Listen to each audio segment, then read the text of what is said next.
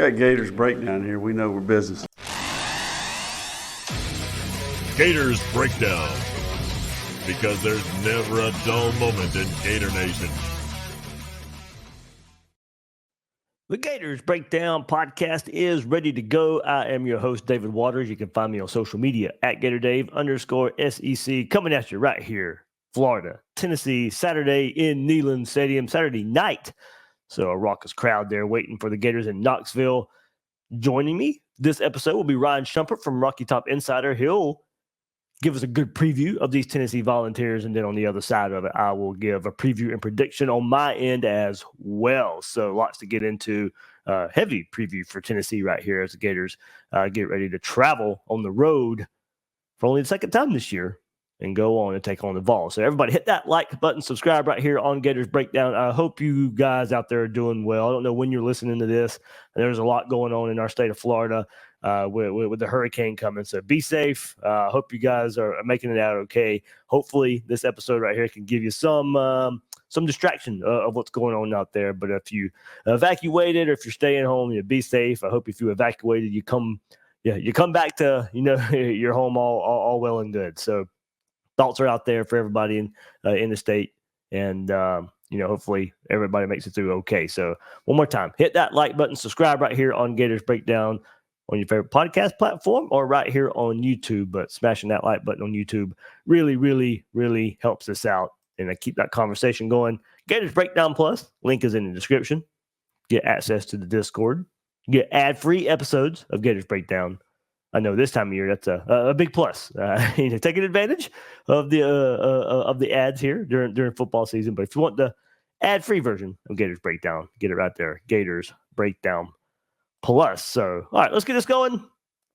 Last week, of course, Tennessee saw their 6-game winning streak snapped last week against Arkansas. Up to that point this season, they opened up the 2024 campaign with a 69-3 win at home against Chattanooga. Then a neutral site blasting of NC State, 51-10. Then they were back home, 71-0 win over Kent State. Then SEC play started as they go on the road to welcome Oklahoma to the SEC, go to Norman, beat Oklahoma 25-15, and then that's followed up by last week's loss to Arkansas, 19-14. In that game, they were coming off a bye week where the Vols, they were shut out in the first half, trailing 3-0, but responded with 2 touchdowns on their first 2 drives of the second half. Running back Dylan Sampson accounted for both scores and finished with a career-best 140 yards on 22 carries. Tennessee led 14-3 in the third quarter, but the Razorbacks scored 16 unanswered points, pitched a 9-0 shutout in the fourth quarter to win the game. So 4-1 on the season is Tennessee. And to break down the Vols for us right here on Gators Breakdown, Ryan Schumpert from Rocky Top Insider. Ryan, pretty big game, rivalry game. It, of course, not. It's so weird still saying we have to keep saying, oh, it's not as big as the 90s. These teams can't seem to get on the same page and have these big games, can't be ranked at the same time. It's been a while since it's been at that level. But still, when Tennessee knows Florida's coming to town, when Florida knows Tennessee's coming to town, it still means a lot to both fan bases. Yeah, it does. And certainly from the Tennessee side of it, they've been on the wrong side of the rivalry for so long during the stretch that now when they have a chance and, they're the big favorite this week, really, as they were last year too and lost. I think you have, like you said, a very big game to the fan base, a game that they want badly. And also that I think from the Tennessee side, no matter what the line is or no matter what the preconceived notions is, there's going to be a lot of worries going into this game, more so now with Tennessee coming off an upset loss too.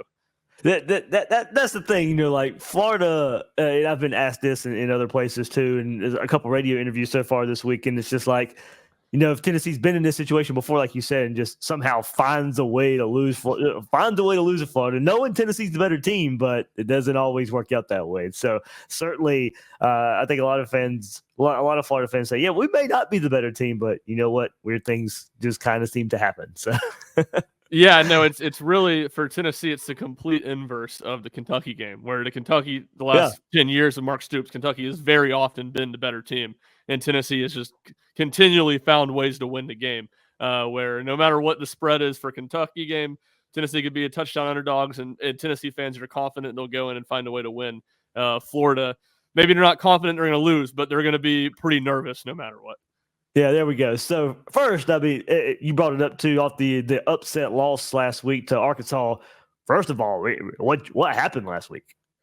Yeah, I mean, I think it mostly starts with the offense, and Tennessee scores 14 points, 2 touchdown drives, both of them to start the second half, and one of those, the second drive, I mean, Tennessee got the ball at maybe their own 35, 40-yard line, 2 personal foul penalties, so the bulk of that drive wasn't even necessarily Tennessee, having a bunch of success. So it was offensive issues. It was the offensive line was really terrible in the first half. Better in the second half, but still not great. Better, especially in the run game in the second half. But the offensive tackles have struggled in pass protection.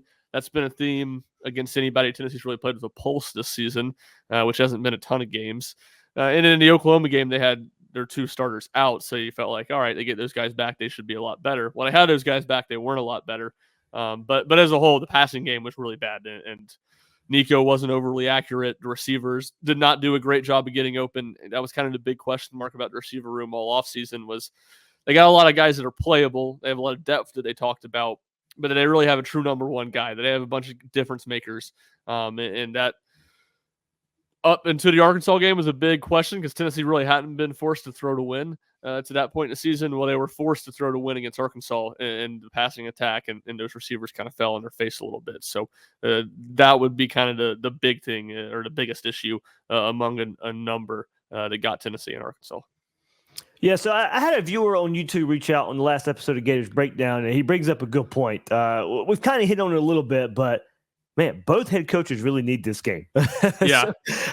So how important is this one for head coach Josh Heupel? We mentioned losing to Florida last year, also the upset, to Arkansas last week. It does seem like there's, look, I'm on the Bill King show up in Nashville every week, and here I am a week ago. I'm like, hey, I'm putting Tennessee up there with Georgia, Alabama, and Texas.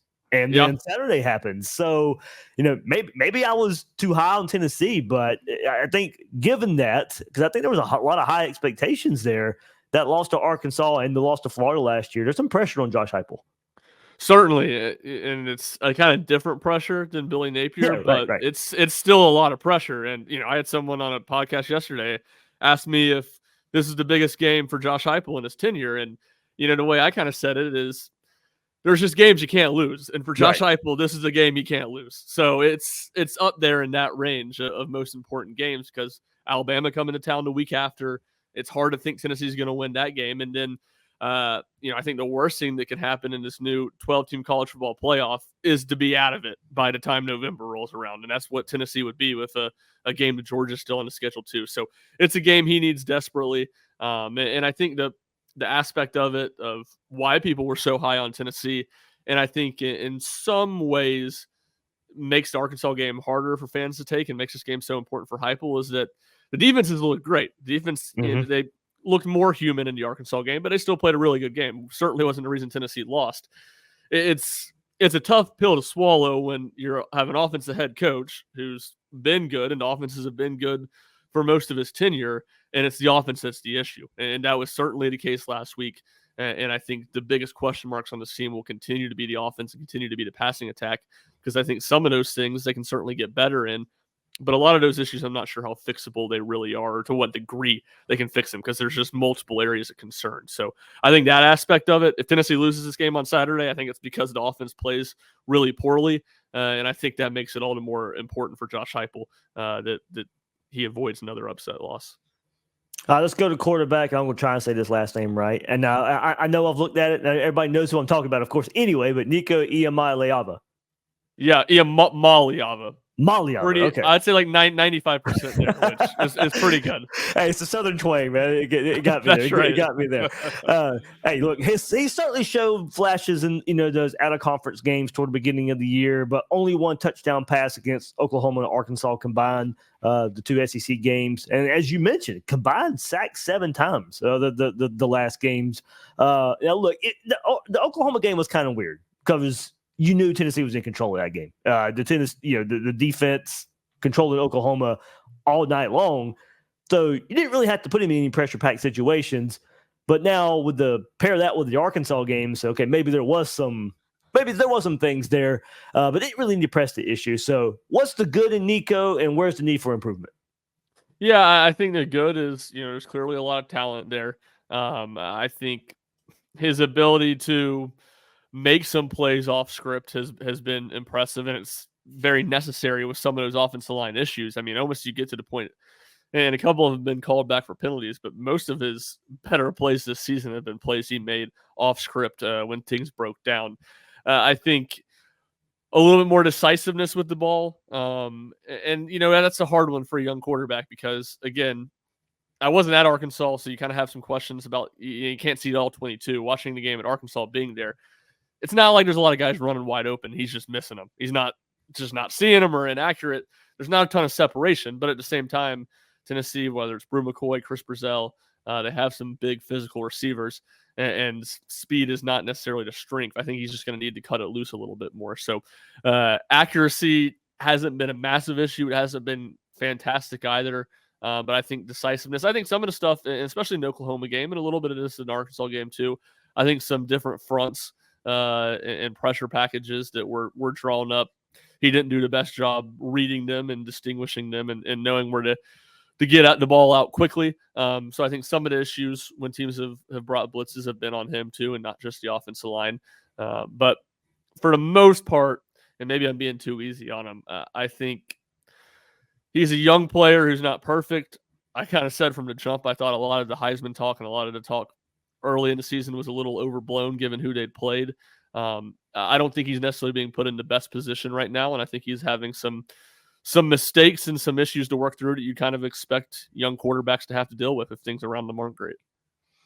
So let's stay with the passing game. Of course, injury concerns coming out of the Arkansas game last week. Brew McCoy appeared to suffer a hand injury in the third quarter, had a wrapper cast on his hand at the end of the game.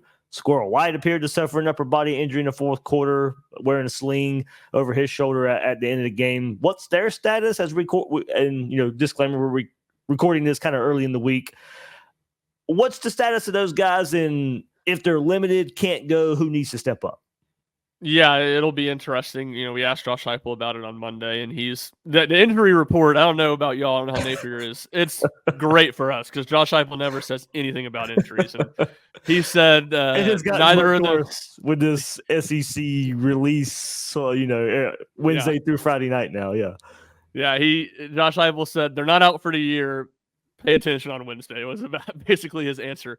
From what I've been able to gather, I'm skeptical that Squirrel White's going to play. I think he might be out a couple weeks. Brew feels more like a toss-up and more like a game-time decision.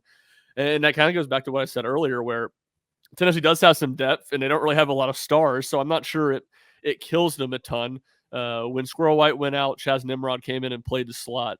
When Brew McCoy was out, Mike Matthews, who's a 5-star freshman, hasn't played a ton this year. He was banged up in fall camp and missed the first 2 games of the season, came in and played. So I'd expect both those guys to play. What's interesting is in not a ton of playing time this year, both those guys have played outside and inside. So I'll be curious to see where they're necessarily at in this game. And then the other option would be, Chris Brazell and Dante Thornton both played at Z spot, and they probably rotate the most of any Tennessee receivers when everybody's healthy. So I wonder how much maybe move one of those guys to the X and play both of them at the same time would be another option that they would have out wide if Brew McCoy can't go. So there's a lot of guys, a lot of options, but Mike Matthews is kind of the one that I'd say there's a lot of intrigue to, just because of the fact he's a young player and was highly talented. And there was a lot of buzz from him in the spring too, before obviously he suffered the injury in fall camp, and that's hampered him a good bit. Ryan Schumpert from Rocky Top Insider joining us right here on Gators Breakdown. And Ryan, look, as much as the quarterback in the passing game get all the attention, we know the Tennessee ground attack. That's what makes this offense go at its best, and led by Dylan Sampson. And an offensive line, man, I didn't realize this preseason, and I probably should have. Looking at the depth chart, man, a ton of seniors up there up front. Yeah. You want a crazy stat? Tennessee has not started a single offensive lineman under Josh Heupel that Heupel and his staff signed out of high school. Oh, wow. It's a lot of super senior guys that have been there or were there when Jeremy Pruitt was there, and then a lot of plug and play at the tackle spots. And that's the case right now. 3 of the starters are on the offensive line have transferred to Tennessee at some point. Andrej Carrick at left guard came in last year from Texas. John Campbell, a right tackle, came in from Miami, and then now Lance Hurd at left tackle in from LSU. But the tackle spots, like I said, they've been really shaky. The interior offensive line's been good, and even against Arkansas outside the first half, second half they ran the ball really well. The Oklahoma game, there wasn't a ton of chunk plays, and you look up at the end of the game with the longest run being, I think, like 18 yards. They averaged just under 5 yards a carry and ran for 175 yards. So the run game's still been really good. I think seeing some of the numbers for Florida's run defense has to be a encouraging sight for Tennessee's offense this week with the issues they've had in the passing game. But it still is a really good running game. They've been really good, even against Arkansas and Oklahoma when the offense struggled. The run game has been solid. I believe still went for 150 in that Arkansas game, despite being pretty bad in the first half. So that unit's good. Dylan Sampson's the best player, I think, on the offense as a whole. And then Deshaun Bishop, who's been an awesome story of he's from Carnes, which is kind of a rural high school right here near Knoxville, put up tons of yards, tons of carries in high school, was going to go to Coastal Carolina. And then when Jamie Chadwell went to Liberty, he ended up just walking on at Tennessee, tore his ACL in fall camp last year, back this year, and he's won the number 2 job, and he's been really solid. Maybe not as much big play potential as a guy like Sampson, but just a really solid, tough runner. And those 2 guys have been a really good duo for Tennessee. Ryan, we'll go to the other side of the ball, and I think what probably makes it the most worrisome for Florida, at least from the Florida perspective, is going against this Tennessee defense. 7 players made their first start in Tennessee's opening game, and it's still a defense that is pretty salty. So creating havoc, a lot of havoc, a ton of tackles for loss. Limited 4 of the first 5 opponents this season under 100 yards rushing. And Tennessee tied for the national lead in fewest touchdown passes allowed. So doing it both ways right there for the Tennessee defense. So fewest touchdown passes allowed this season with only 1, and that's tied with Texas. So getting it done, run defense, pass defense, front to back. This defense is getting it done. Is it starting up front and filtering from there? 100%. Yeah, the defensive line is really good and really deep. Some more of those guys that are like super seniors, Bryson Easton, Amari Thomas in the middle, but a number of guys that have recruited. A couple, Josh Josephs and Tyree West were big recruits and are now in their junior seasons. They've kind of had breakout years. James Pierce is obviously the big name in that room, projected top 10 pick. But they're deep, a lot of really solid players. And then at linebacker, they have Keenan Peely, who was a BYU transfer last year, played about a half in the Virginia game, broke his collarbone, and Arian Carter, who's a true sophomore. Both those guys great against the run, a little more shaky in pass coverage. And then you mentioned all the new starters, almost all those in the back end. I mean, it was a complete upheaval. And while, it was a kind of an interesting situation Tennessee had, they lose a bunch of guys that had played a lot of football. Not that they were all bad, but Tennessee's pass defense had been bad the last couple of years. And it was a lot of guys that were older, played a lot of football, not going to have a bunch of busted assignments, but not a very high ceiling. Well, they've kind of rolled with some younger guys, too. True sophomores starting at corner. Jermon McCoy's a transfer from Oregon State. Higher talent there, a higher ceiling for that group. Boo Carter at the star spot is a true freshman. He's been playing every other series with Christian Harrison, who's Rodney Harrison's son, actually. So some NFL lore there. And so the defensive backfield's been solid, given all those guys breaking in. But what I will say, Arkansas was the first team that had any capability to test them through the year.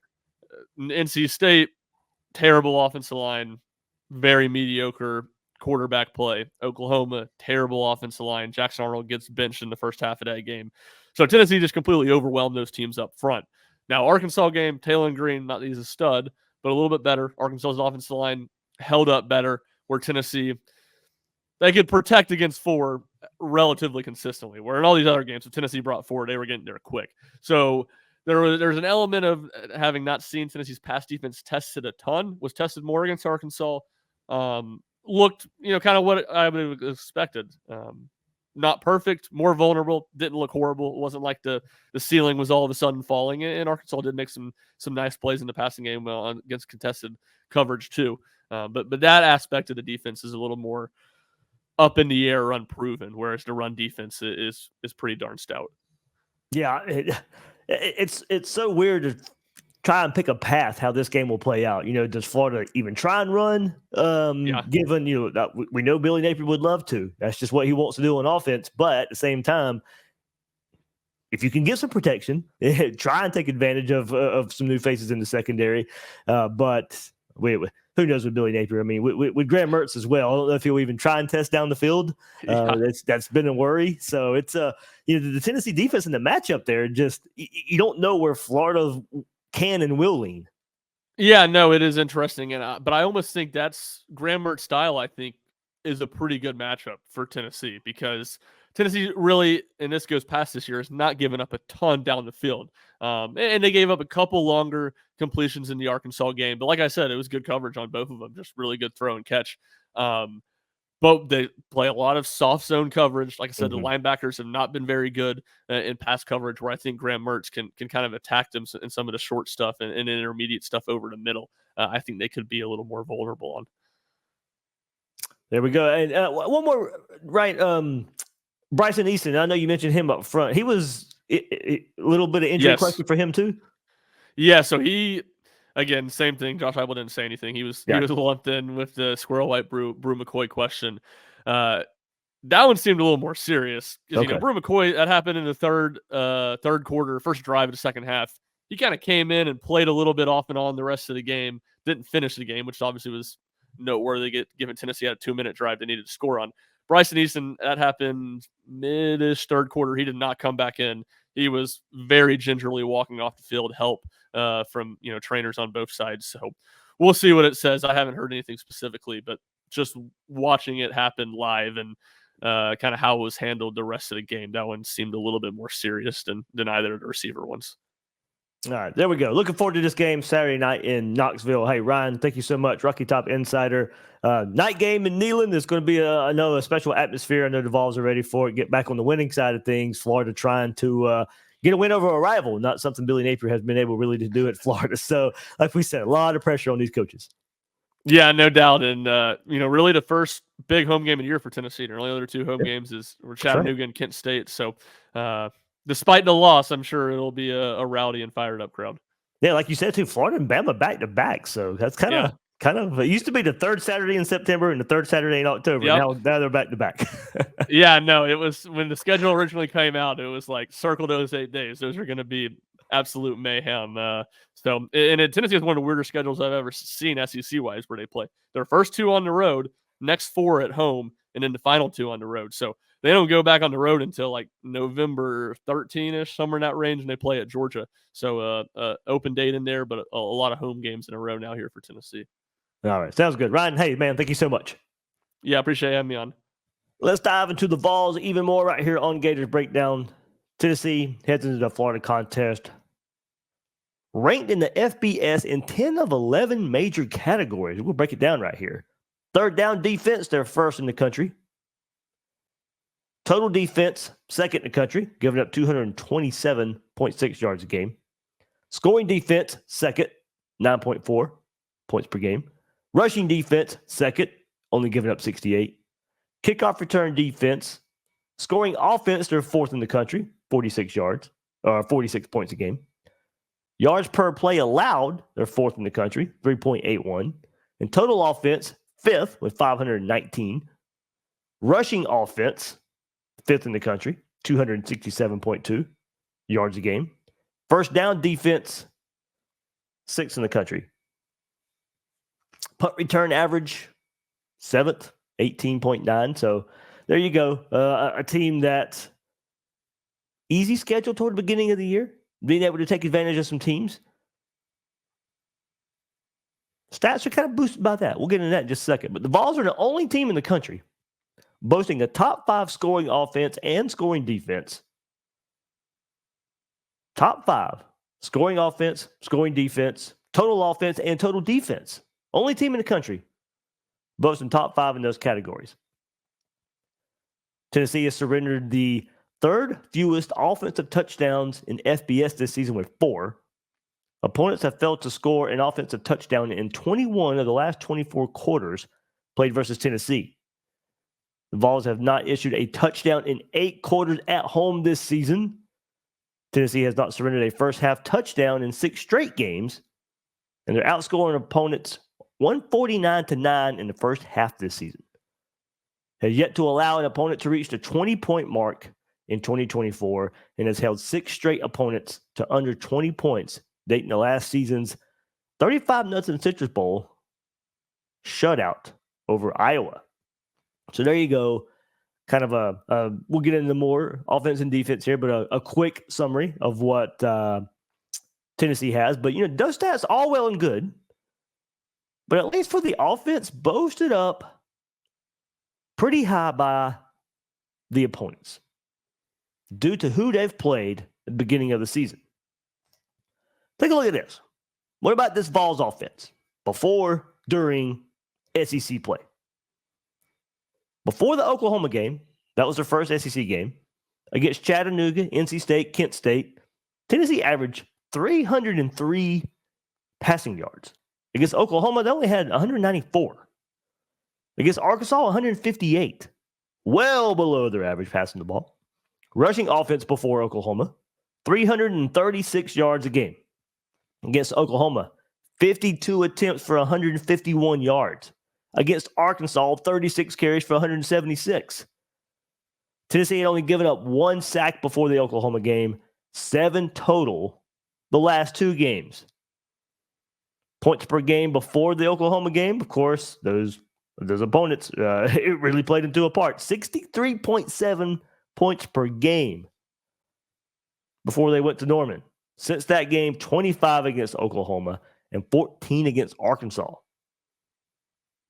So a couple things in all this. Tennessee, Nico, better at home as most teams are, but playing, little sisters at the poor at home went going a long way for Tennessee right here.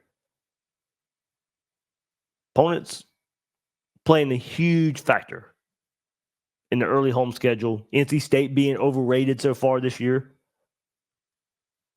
For Nico, really struggled like a young quarterback on the road. Vols offensive line struggling the last couple games as well. Obvious they were taking advantage of overmatched, overrated opponents in NC State's case. But where is this Vols offense? Do they have better than them at home? Can Florida affect them some ways? Oklahoma and Arkansas did. Oklahoma's defense is pretty good. Can Florida replicate what we saw last year in the Swamp versus Tennessee? And I want to go back to something Josh Heupel has discussed this week. In that kind of recent lack of tempo. We know this Tennessee offense would just love to go 90 miles an hour, but haven't really been able to. We know they want to go fast, fast, fast. That's predicated on having some early down success. Heupel said on the topic, quote, "This past game against Arkansas offensively, you look at the football game, so many self-inflicted wounds, pre-snap penalties, playing penalties, miscommunication. So at times you're not playing on tempo. In the course of drives, when we've wanted to play with tempo, we've been able to do it and play it efficiently. Samp's big run, there was multiple instances of it. At the end of the day, you got to play smart, effective football. The prior week at Oklahoma, I certainly slowed things down in the second half, played a different style just because of the flow of the game. And I tried to play all 3 phases together. For us, we got to do the ordinary things at a really high level. Last week, we didn't do that very well. The week before, we did a lot of that very well." In the quote. So Tennessee's offense has, hit a big of a snag lately. Big part of that is, look, how defenses are lining up against them. Teams using odd fronts. The defenders lined up over the center for the most part. And that's been throwing the Vols for a loop. Their offensive line is struggling. Jumping the gun with pre-snap penalties. The run game's all over the place. I mean, there's a lot to like about the run game. But certainly not at the level you thought it could be the last couple of games. Still really good, but kind of all over the place. Especially noticeable in the Arkansas game. Heupel went on to say, quote, "Structurally, That is what the last couple of opponents have decided to play against us. Heupel said about teams using the odd front. Certainly capable last week of attacking and performing better than we did in the run game and in the pass game. Again, some of the things that we could control, not taking away anything from Arkansas, but some of the things that we could control, we did not handle very well. You heard me say it already, but communication was a big part of it. And then the penalties just changes the way the game is played. Too many third longs. So you got to be ready to go attack what we see on game day. So there you go. He's mentioning communication a lot. They're going to be at home against Florida. So more than likely, not as big as a deal as it has been the last couple of weeks. So that's, in turn, created some penalties for Tennessee. That's hurt them. So they're in third and long. They're not playing. They can't play tempo because they're hurting themselves. Will that be the case at home in the friendly confines of Neyland Stadium? Probably going to be a little bit different. Probably going to be a little bit better for their offense. But, Florida played that front last year. That odd front. Jackson, Watson were over the center a lot in last year's game. I went back and watched a big chunk of last year's game, and you see it from the get-go. Florida wins their battles up front. Pair that with, the other linemen playing inside the tackles, and Florida did a good job of limiting the ground game for the Vols up the middle. And other teams, as we now have heard, have had success doing this. Florida did last year. Besides that, Tennessee, we know they'll spread the defense out. So when they want to try and run outside, or the runs get bounced outside, or when they try to screen, try to dink and dunk, tackling is a must. There's going to be plenty of one-on-one opportunities the Florida defense is going to have to tackle.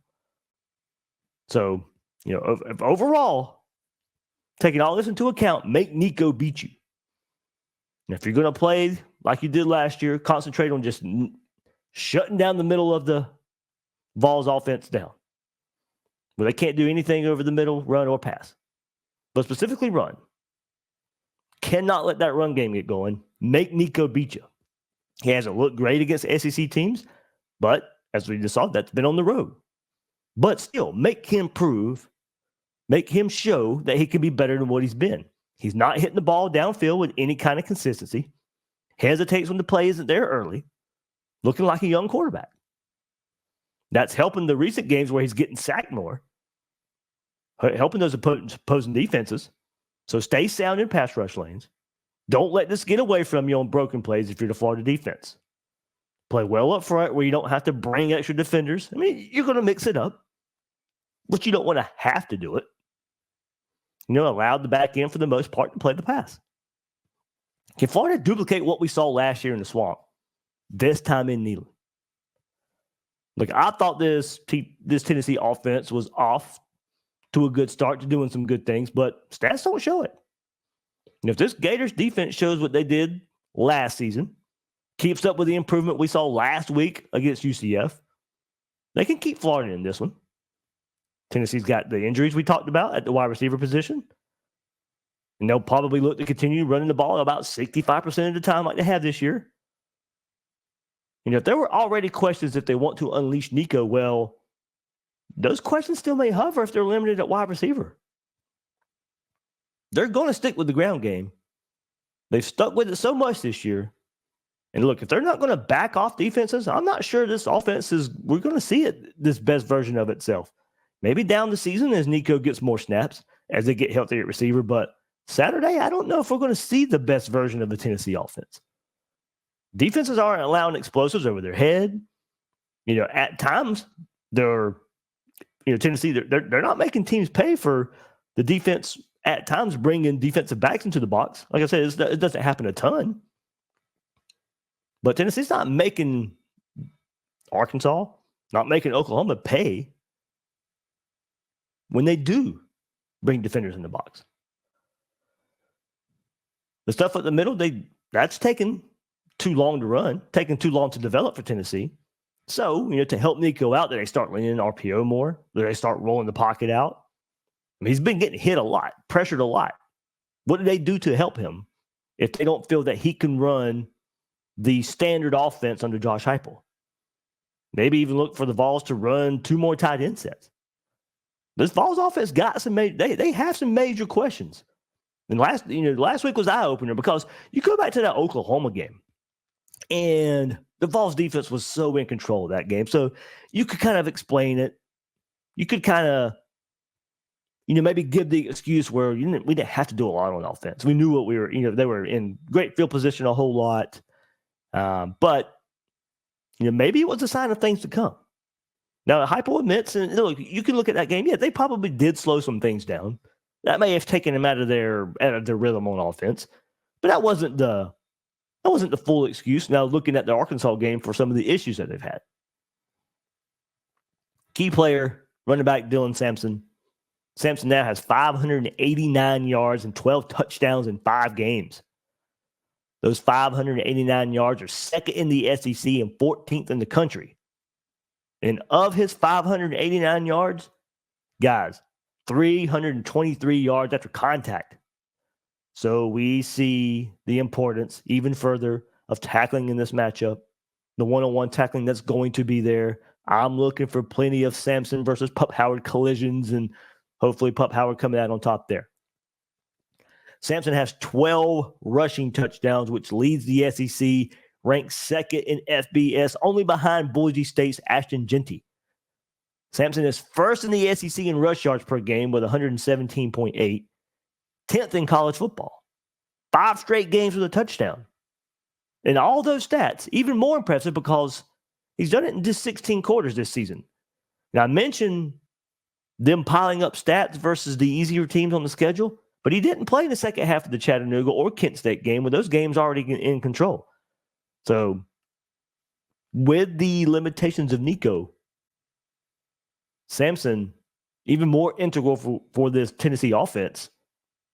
Rush defense, the improvements that they think they have made, the improvement we saw last week.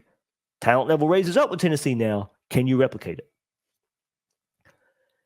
And look, Sampson, even more key when you look at this factor. Hypo was 24-2 at Tennessee when they rushed for at least 200 yards. Now, look, a lot of teams are going to win a lot of games when they rush for 200 yards. But given this offense and the way they want to, we talked about this in the Gators Breakdown Plus Discord. Billy Napier, Josh Heupel, the way they get there is different, but they want the same thing. They want to just run the ball. And Tennessee wants to run the ball. They want to go with some tempo and hit some explosives. And Billy Napier wants to slow it down, hit you with the run game, hit some explosives. Both limited so far in those explosives. But they want to do the same thing. Just a different way of looking at it, different way to get there. Now, Tennessee probably not as much, but they have to fall into it right now with the limitations of quarterback. Last year with Milton, so far this year with Nico. No, it's just, I think that's the path Heupel wants to go right now. He's going to have to lean into the run game. But still, overall, 24-2 when they rush for at least 200 yards. They've won 18 games in a row when that happens. So there you go. If you're looking for a stat coming into the game, look for 200 yards for Tennessee, or look at that 200-yard mark. How far are they away from it rushing the ball? Let's go to the other side of the ball.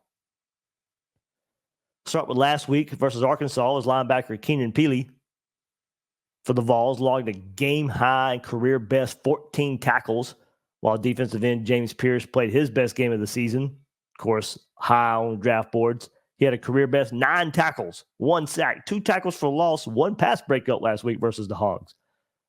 They gave up 19 points to Arkansas, and maybe that last touchdown, could have been held to a field goal. Tennessee, of course, if you watch that game, they elected to give up a touchdown to get the ball back on offense. But either way, 16 points, 19 points surrendered should have been enough for Tennessee to win the game. Offense could stay on the field in the fourth quarter. Tennessee defense did something they haven't done all year, giving up chunk plays. They gave up 7 plays of 20-plus yards after giving up only 4 in the first 4 games. 7 last week, only 4 up to that point. An issue last week that Ryan alluded to earlier is the gaps in zone coverage. They were too large. The gaps over the middle. That's the issue with this defense.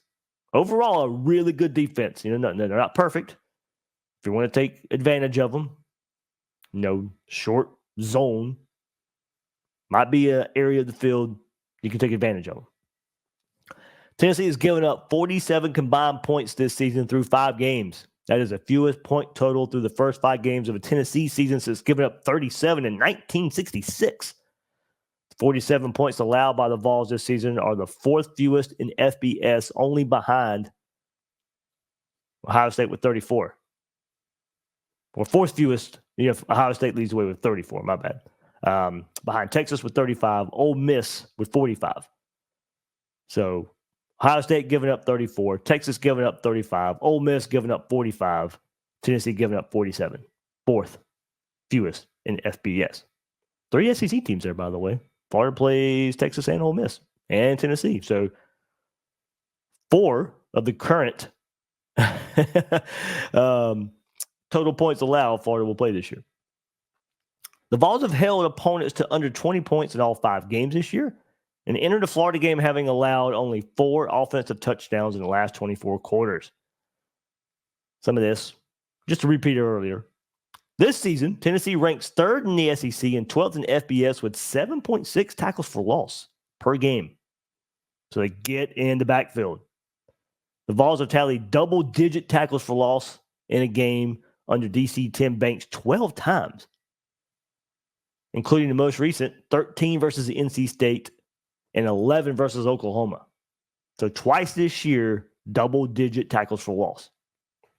And look, we know Billy Napier would probably love to go into Neyland, have these long, sustained, run, controlling drives, controlling the clock.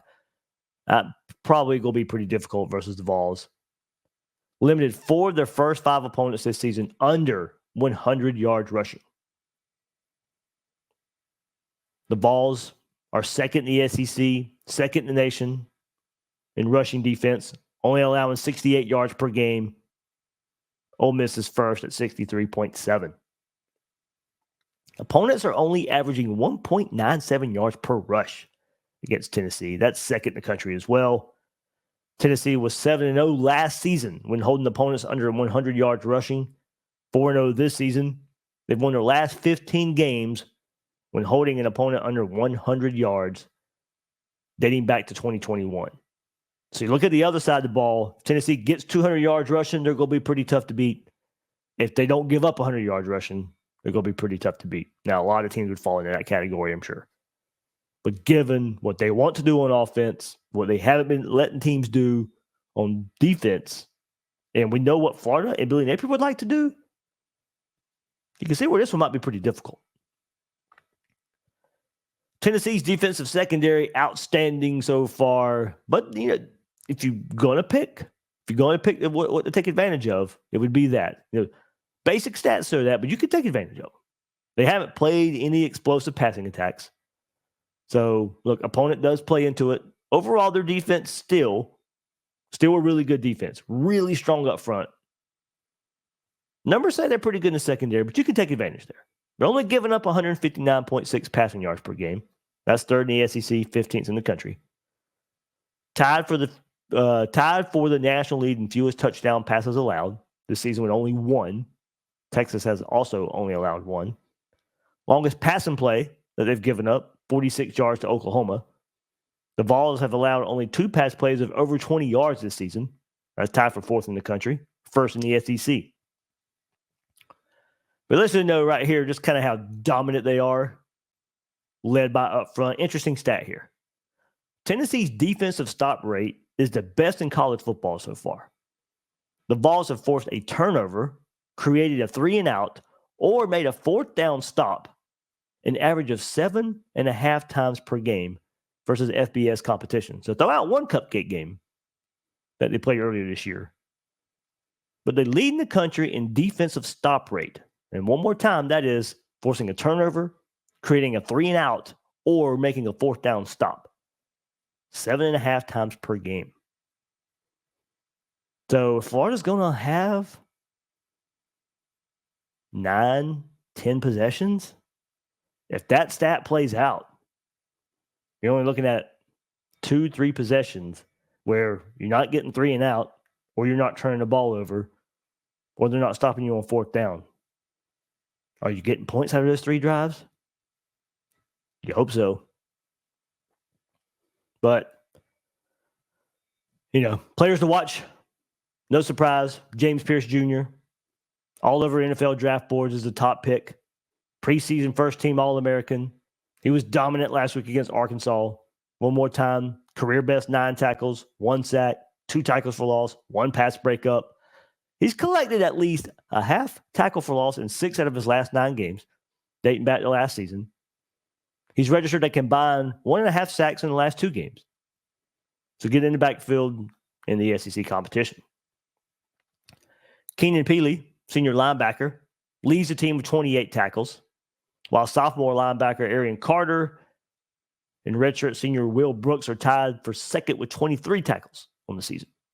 Transfer cornerback Dramad McCoy ranks 12th in the country and second in the SEC, according to PFF, in coverage grade among cornerbacks this season with an 81.5 grade. He's not given up a touchdown pass this year. Overall, probably weak in the secondary, but not McCoy. He's legit. He's shut down. You don't want to go at him too much. 12th in the country, second in the SEC in a coverage grade by Pro Football Focus. So with all that, sounds like Florida's offense in for a rough matchup. This is certainly more on par with Miami and Texas A&M, more so than Mississippi State and UCF. Not like the offense. Tennessee's defense, pretty consistent. Pass defense certainly in question. Florida wasn't able to take advantage of a Miami defense that had questions in their secondary, but have a great front. Tennessee, much the same with being really good up front while lacking on the back end. They stuff the run. They create havoc up front, making them pretty difficult to run on. Florida did have success running on this Vols defense last year. That was a lot of Trevor Etienne. So can Montreal Johnson, these young backs, replicate what we saw last year? Vols defense last year, really good run defense. Got exposed in one game last year versus the Gators. Still, I think Florida's going to have to pass to win. And where I see the issue in going and getting a win there in Knoxville. Can Florida have success in just living off these short-range passes? Sure, but is that going to translate to points? Can Florida dink and dunk their way down the field once in the red zone when the field shrinks? Can they find their way into the end zone if the run game's getting stuffed? We'll see. And as we've discussed this week, I'd love to see more Lagway get more snaps and see if there's more explosives there. I'm not saying he can win the game, but I lean that way more so than I do the dink and dunk. As I don't think that's more likely probably not going to win it. Florida's going to need some explosives. So look, unless these dink and dunk passes go the distance a couple times, and we've really yet to see that multiple times in a game, this style's not going to do much in my opinion. So I'm breaking down the game here. Let's go with the prediction. I'm going to go with a score 31-20 Tennessee. I'm going to have to see more from a Florida rush defense and stopping Sampson. I need to see more than what I saw versus UCF. Great performance last week, but as Will and I have kind of said in previous episodes, there's still a lot of prove it mode here for Gators. Well, go prove it against a like talented team. I think this is a really bad matchup up front for the Florida offensive line. Tennessee returns home. I think they'll be ready for this rivalry game. And their crowd will be ready. Will Florida be settled up front? I do think Florida hangs in it more than I thought they would a couple of weeks ago. I do think the defense has improved. How much? I still don't know how much. Still think this is a very tough matchup. This Tennessee offense, they're not that explosive. If Nico starts hitting those explosive passes, then watch out. But as I'm saying, Florida's defense has got to prove that they can do it against like talented teams. Nico's going to have to prove that as well on the Tennessee offensive side of the ball. I think it'll be a close game with the Vols scoring late to put it away. But 31-20 Tennessee. Yeah, a couple weeks ago, most of us, I thought, okay, this is not going to be pretty. And it still might not be. If the Florida defense reverts back to what we saw before the bye week, then it's going to get ugly. If their offensive line can't block, if it looks like the Miami and Texas A&M game, it's going to get ugly. So while I think Florida's while I think Florida's better than what they showed against Miami and A&M, I don't think it's enough. I don't think they're head and shoulders above that. I still think Florida's going to struggle to run the ball. I still think Florida's going to struggle to stop the run enough. I think they're better enough to keep this game close, and Tennessee coming back down to the pack a little bit. Now, look, maybe it was a bad game for Tennessee last week. Maybe it was. We saw Ole Miss struggle against Kentucky. And then a week later, find themselves again. And that was on the road. Tennessee returns home after a subpar showing in a loss. But still, you can see the limitations of Nico so far. Now, the Florida defense might be the magic elixir and get some things fixed as far as explosive goes and still being able to run the ball. But Tennessee's got to prove it as well. Nico's got to prove it as well. That run game doesn't have to prove it. And that's what the difference, I think, on offense. They'll get enough plays in the run game. Florida won't have enough plays in the run game. Have to settle for short pass after short pass. Unless there are some more DJ Lagway plays in there. I think that's where the explosives are going to come from. If they come from Mertz, great. I don't see it. But maybe Lagway gets some more snaps. Maybe there's a couple of explosives there. And that leads to the upset. But that's just something we still got to see. I think their quarterback rotation probably going to look a lot similar to what we've seen. 31-20 Tennessee is the prediction. All right, that'll do it for this episode of Gators Breakdown. One more time, everybody, I hope you stay safe out there. I hope everything is A-okay when you return back home if you had to evacuate there in the Tampa, Central Florida area. Hopefully, I hate that I had to pick a loss here when people were worried about things that they're worried about, but hopefully still somewhat of a distraction. Kind of seemed trivial doing an episode this week with everything people were going through right now, but as I've said, hopefully a distraction for a little bit in which everybody's facing out there right now. So that'll do it for this episode of Gators Breakdown. I'm your host, David Waters. Big thanks to Ryan and giving us that preview right there of Tennessee. Good stuff there from him. But that'll do it for this episode of Gators Breakdown, and I'll catch you guys next week.